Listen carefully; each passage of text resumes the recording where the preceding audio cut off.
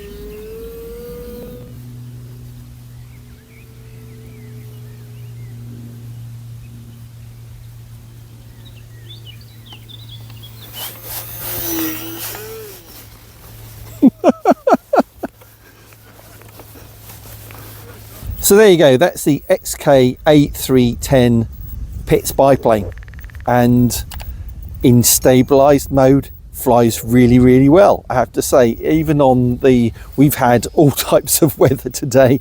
We've had rain sweeping and wind, otherwise we've had these the blue skies as well and a bit of sun, so it's been enjoyable.